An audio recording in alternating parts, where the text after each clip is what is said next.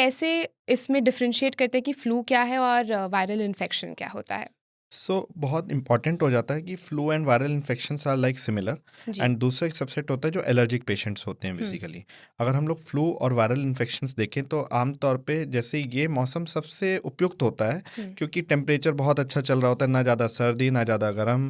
तो ये किसी के लिए भी, एक कीटाणु के लिए भी, एक वायरस के लिए भी, बैक्टीरिया के लिए भी पनपने के लिए बहुत अच्छा मौसम होता है।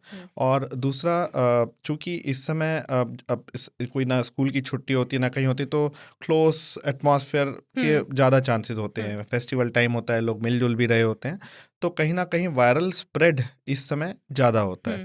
और जो वायरल स्प्रेड जो होता है जिसमें फ्लू इन्फेक्शन, जिसमें बहुत सब टाइप्स भी होते हैं, influenza A, influenza B, swine flus वगैरह और राइनो वायरस, बहुत टाइप के वायरस हैं जो कि इन्फेक्शन करते हैं। और जब ये इन्फेक्शन बेसिकली करते हैं तो नॉर्मली पेशेंट को कभी कभी तो कोई सिम्टम्स भी नहीं आते, जैसे हम कोविड टाइम में देखते थे किसी को कोई सिम्टम नहीं आया, लेकिन किसी को माइल्ड टू मॉडरेट टाइप के सिम्टम्स आए जिसमें खांसी, छींके, बुखार, बदन दर्द, इस टाइप के सिम्टम्स आएंगे। और कुछ पेशेंट को ऐसे भी होते हैं जिनको बहुत ज़्यादा सिम्टम्स आ जाते हैं, निमोनिया बन जाता है, ऑक्सीजन डाउन हो जाता है या अन्य सिम्टम्स आने लगते हैं।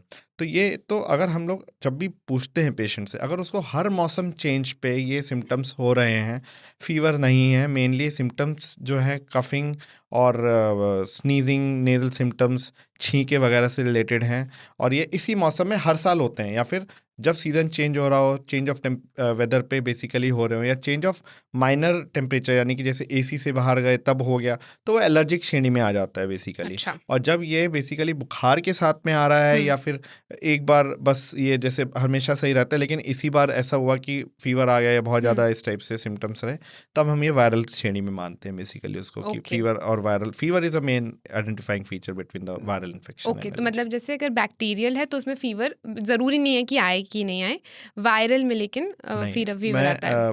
करेक्ट करूँगा, एलर्जिक एंड मैं वायरल की बात कर रहा हूँ। एलर्जिक जो हो गया वो जहाँ पे बॉडी की इम्यूनिटी अपने आप एलर्जी काइंड किसी डस्ट से या किसी चीज़ से लड़ने लग जाती है। बैक्टीरियल वाले जो होते हैं इन्फेक्शन, वो वायरल के बाद में आते हैं बेसिकली।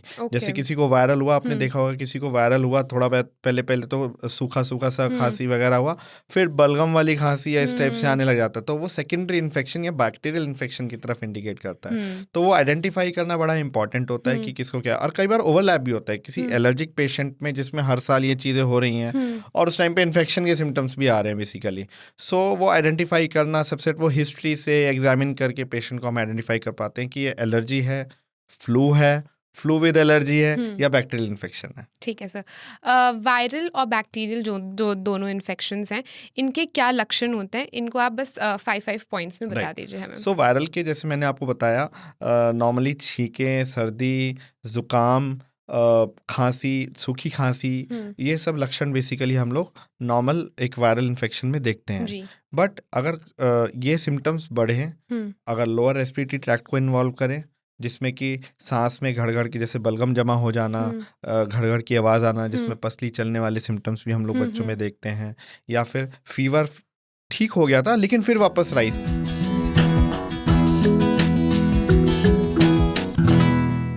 यार रोकना कैसे है, करना तो पूरी दुनिया सिखा रही है, बहुत कॉम्प्लिकेटेड है भाई, मत करो। नहीं करना चाहिए ना। Use your don't be. पहली डेट तो बहुत अच्छी थी, तो दूसरी डेट थी वो बहुत गलत थी।